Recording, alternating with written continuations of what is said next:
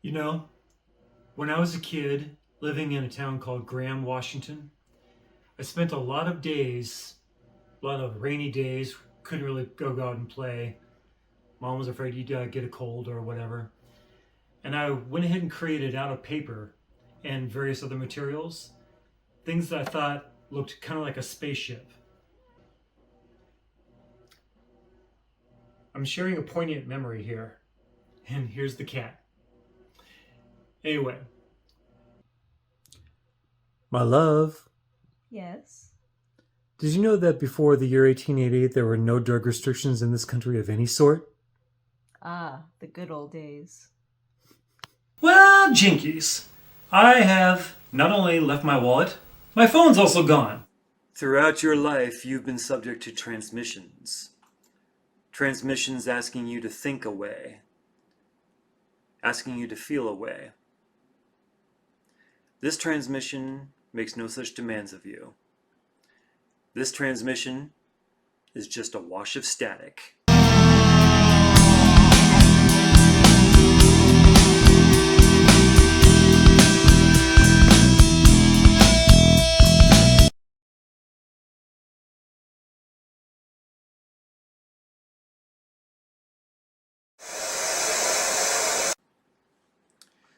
Salutations and hello, all you lovely peeps with those lovely thoughts. February 26, 2024. First of all, on a personal note, happy birthday to my longtime friend, The Biggs. He knows who he is, and he should be watching this. Happy birthday, big guy. It's like, we got another one around the sun. I am Gerodius, and today I'm going to be doing my very first deep dive into subreddits. Starting with, am I the a-holio? Am I the a-hole for changing the spelling of my name and telling my parents to get over it? My parents named me Emily, but instead of spelling it Emily, E-M-I-L-Y, they spelled it Emily, E-M-I-L-E-I-G-H, because they wanted me to have options for my name.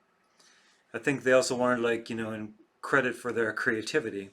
So I could be M, Emmy, Lee, etc.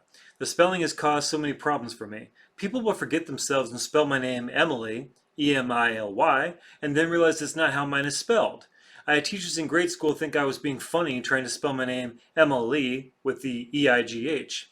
So some teachers let me write Emily on schoolwork and even some tests, and we'd say nothing. They knew it was a PITA, that's pain in the ass for me. My friends all write Emily if they refer to me, and I always knew I would change it. I did about 4 months ago when I turned 18, and my parents only realized when I started getting stuff addressed to Emily blah instead of Emily, E-I-G-H, blah. My parents started saying I should call and yell at the people who spelled my name wrong, and I told them it wasn't wrong. I had changed it. Okay. I never told them I was doing it because I knew they wouldn't like it, and I was right. They went on and on about how the spelling they gave me was the better choice, or the choice that made them look smarter, I guess, and wasn't as bad as I always made out. I told them I kept the name, it's just spelled the correct way, and the way people will actually remember it. They complained some more, and I told them to get over it because they don't have to live with people questioning their capability of spelling their own name, and such an easy name at that. Am I the a-hole? I've got my Jack Zero. I'm ready for some Reddits. Whole threads is that some of them are actually really, really simple. Uh, it's your name. You should spell it the way that you want. If you want to spell with an I at the end, if you want to go ahead and spell with an A or an AE at the beginning, that's all entirely up to you. That's your prerogative. I mean, I gotta say, not the asshole here. Or at least maybe there's more to this, but I really, really doubt it. This one seems kind of cut and dried. I myself have got a name, my given name, which can be spelled about 14 different ways, and I've seen every one of them. I've even had pronunciations that just were nowhere close. So I mean, I can kind of understand the grief of a name that you're stuck with that you just go, God, why can't people just get this right? Just take 10 seconds to get this right. But I mean, I've I've always just kind of live and let live with it. Like my running joke for years has always been with people to go ahead and just say, "Oh, I will respond to anything roughly equivalent to 'Hey you,' uh, let alone any variation of my name that they can come up with." I mean, that's just me. I would say firmly not the asshole on this one. Uh, you're right. I would say the parents do need to somewhat get over it. Maybe they had some kind of perverse pride in like the originality inherent in the spelling of the name Emileigh. And I mean, frankly, I gotta admit, I think it's kind of cute. But if you don't want to be stuck with that, there's no reason why you should be. That's my take on this one. On to the next one.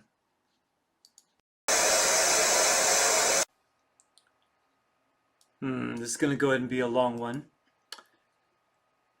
When I, 18, female, was 5, my mom died. First of all, my sincere condolences. I know what that feels like. My mom always wore this necklace that she got as a teenager. It was unique and special and meant so much to her, and she gave it to me to wear before she died. She told me that if I ever wanted something physical to think of her by, I could have that, and she knew it would work because she always wore it, and I treasured that necklace. When I was 7, my dad got remarried and he and his wife had a daughter, and within a few months my half-sister was born. I was 8. One day when she was 6, she asked me if she could wear the necklace, and I said no. She got upset. My dad and his wife were upset with me for being unwilling to share it, so my dad forced me to take it off and he gave it to my half-sister. He said from that day on it was hers because she deserved it and I had acted immaturely and cruelly by refusing to let her even touch the necklace. My dad and I got into a big fight about it, and his wife inserted herself into the whole thing by saying, I love the necklace more than I love my half-sister. It was less than a week later when everything shut down, and for months after things were tense, and I was angry, like beyond angry, because my half-sister kept the necklace and I was seething. She refused to give it back to me, and my dad would yell when I would try demanding it back when asking failed. Ooh, buddy.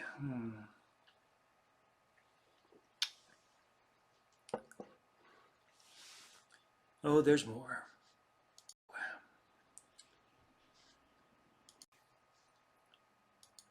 2 years ago, she broke the necklace. It was an accident, but I was there when it happened and she was being careless with it and her parents were watching. I lost my shizi and I yelled and cursed and told my dad I would never forgive any of them and I would never ever let it go. It took a month of me feeling that way for him to regret it and to realize that my half-sister cared more than I was mad at her than she was about the necklace. Because part of him actually believed the necklace meant something to her too. I refused to accept his apology. His wife called me bitter and said I was shameful for loving a necklace more than my own sister. I told her I never loved my half-sister. And she and her husband could thank themselves for making things even worse.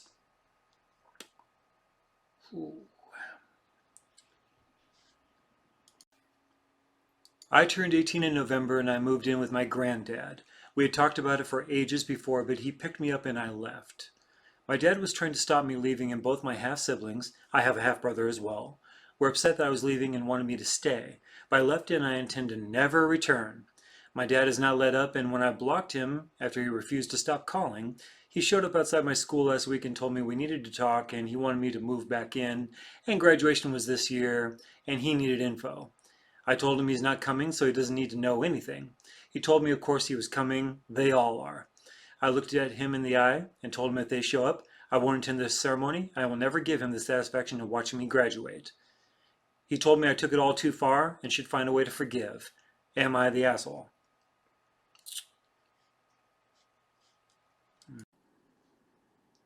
Full disclosure, people, it's a few hours later after I've read that, so I wanted to think long and hard about that before I answered.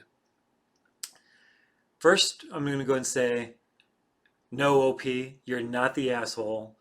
Although I would possibly add like a little bit of note of caution in the words that it looks like you're using with your family.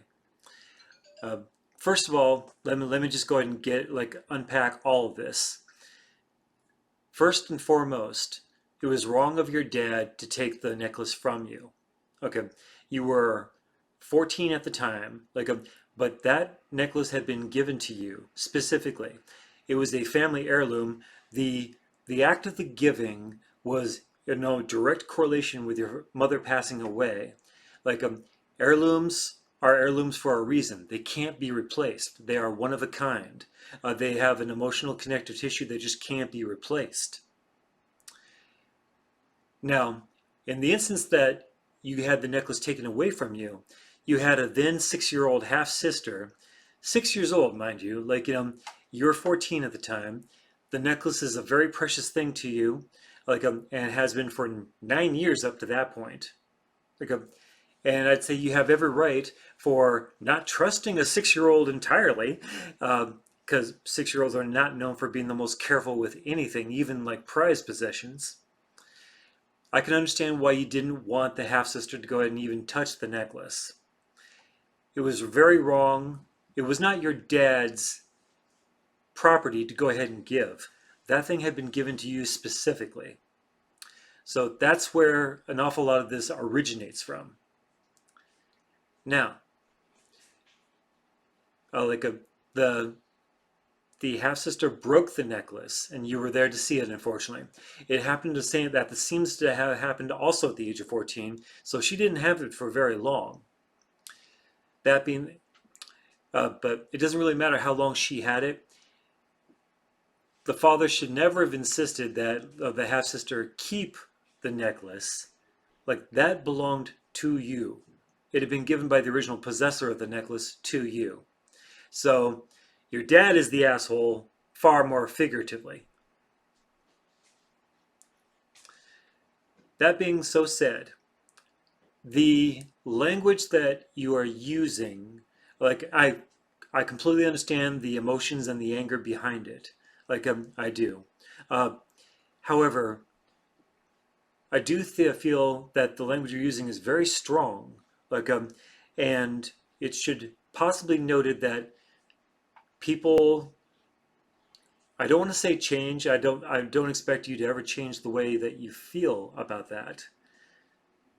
I think it's always going to be a sore point with you, but you are making motions to basically intentionally sever ties with your family from here on out. Your half sisters, your father, and just the whole shebang. And if that is what you wish, I mean, that is your prerogative, as it is also your prerogative to go ahead and to make sure that your family is not at your own graduation ceremony. These are things dictated by individual desire. And if you don't want even blood family over there, they've got no reason to be there, to be really, really honest. So that's my basic assessment of that. I do say that, well, how do I put this? You do come across as a little bit unforgiving, but understandably so. And it's very likely going to remain an emotional flashpoint for the rest of your life. I truly doubt you're ever going to forget about the matter. But just speaking for myself, I would think one should be very, very careful when they go ahead and make plans to distance themselves from family, permanently and irrevocably, so long as breath remains in your body. It's simply because family runs deep. It's deeper than what we even realize often at the age of 18. Also, we do change, throughout the course about the way we feel about things, as we get older. This does happen, and it's a natural byproduct of simply having the privilege of getting older. So that being so said, I would just be cautious about the language you're using. By all means, got every right to be angry about this. I'd say every right to be angry. Every right that he was even taken from you in the first place. Every right to to have had to have seen it be damaged, which that in itself had to have been like a really hurtful thing to see because she was being careless with it. I have really, really no doubt about this. So ultimately, I say, not the asshole.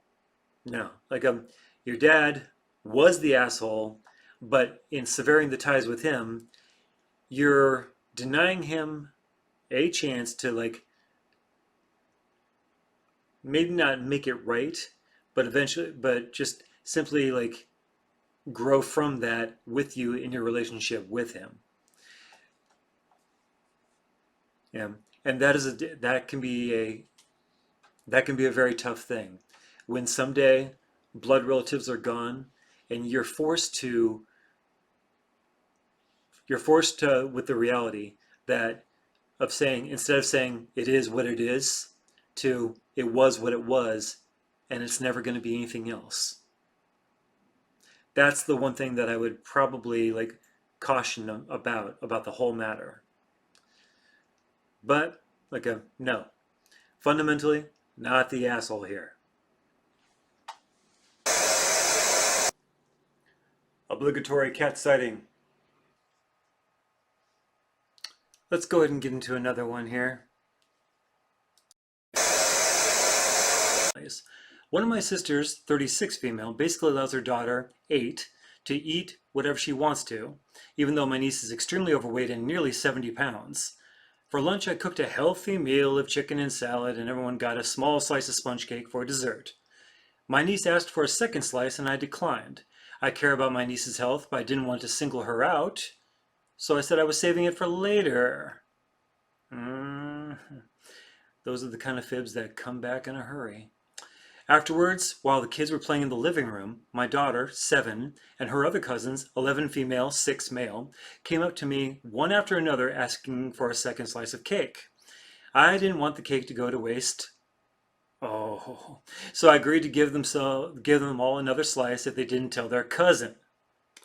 Eventually, my niece found out and started crying, and my sister was mad with me for punishing her niece.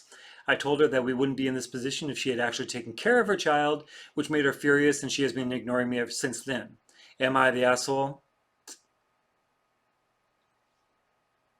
I am going to go ahead and just say summarily, yes. Okay, you singled your niece out, okay, over a piece of cake. First of all, obese is a medical term. It is used way too loosely in today's age. How tall is I know how old the niece is, but how tall is she? 70 pounds doesn't really seem overweight to me in most respects, like most heights. To me, this just seems like you used kind of a opportunity to use your own judgment, like how you would raise this daughter if she were yours. But you singled her out point blank.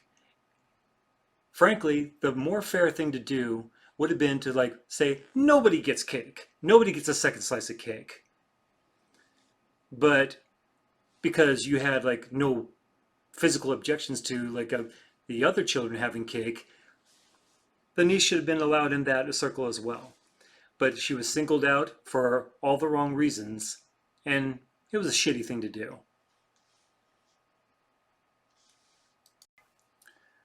Doing something because you say you care is absolutely one thing. There are things that like I can think of like in my own lifetime where they were done and they didn't feel like caring for me, but like the basic thought was there for it was for my own good. But this didn't feel like just simply for her own good. It felt more like a chance to exert, your idea of control over this niece. Basic judgment, you're the asshole. Don't use exclusionary practices like this again with any children. Well, that last one was a lot. I think I've had enough of "Am I the asshole" for this segment. Let's go ahead and like get into like another favorite subreddit of mine, which is insane parents. I think I need a little more like levity, like it just like going whoa on situations. Like take this one for example. The following is like text from OP from Dad. Be careful, please. Not later. Why didn't you go to campus today? Are you coming home? Are you still at the board game place? Question mark, question mark. For crying out loud, just reply. Are you visiting someone's home? Nice grammar there. We want to make sure you're okay since last week when you had someone stay here all of a sudden. You just don't reply. I texted you earlier. Just reply. You've been in the street with whoever you're with since this morning. Okay, fine. All you do is get me upset more. Please, what's up with you? Tell your friend to give you a minute to reply.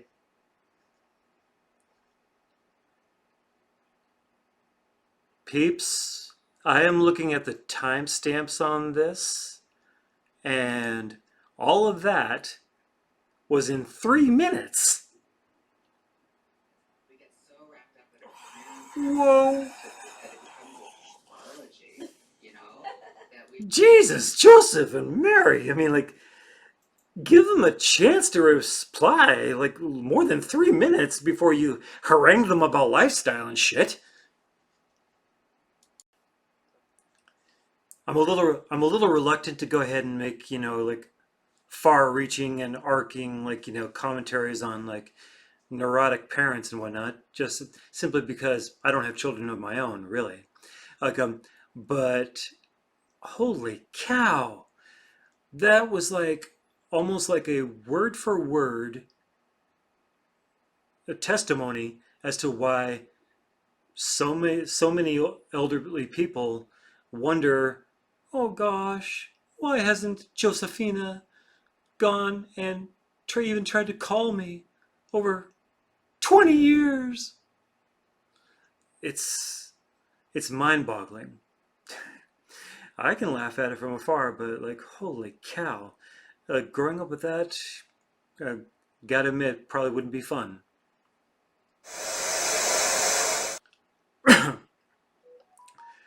Did you know this? Measles can cause encephalitis, brain swelling, vomiting, high fevers, nerve problems, severe allergic reactions, joint pain, diarrhea, gastrointestinal complications, disturbed gut, anaphylaxis, Guillain-Barré syndrome, low platelet count / blood clotting problems, long-term seizures, coma, lowered consciousness, deafness, and death? That's not even everything. How is death not even everything? That's some pretty scary stuff, isn't it? Wait, did I say measles? Oops. I meant the vaccine. The vaccine can cause these symptoms. Dear God, please make it stop with all the vaccine hate. It's thoroughly unfounded in science that people imagine that they know but really don't. Measles is just a high fever, cough, runny nose, pink eyes, and a rash. I think measles is a little bit more than that, besides the fact that it's contagious. That leaves the immune system stronger than before, assuming you didn't first destroy your immune system with the vaccine. Yes, you could still get measles even if you've been vaccinated. I guess I got them confused because the vaccine definitely seems more dangerous to me. You think?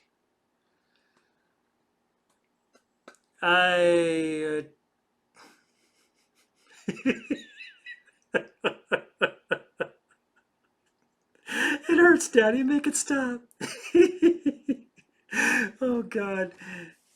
Like, I think I just coined it right away. It's like what people think they know just astounds me.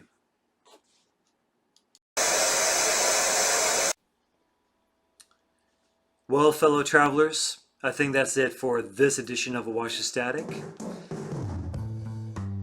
Be generous to each other out there. Please subscribe to me, like if you would be so inclined. I love giving you guys what content I've got, what thoughts are on my brainwaves. I am very much developing a taste for this. So please do subscribe. I would love to see you and any commentary that you've got, like on this or any other episodes. Would love to hear it. In the meantime, please remember, they consider your mind and my mind bought and paid for. Do whatever you can to go ahead and prove them wrong. Keep your mind steady, keep your thoughts ready, I'm out.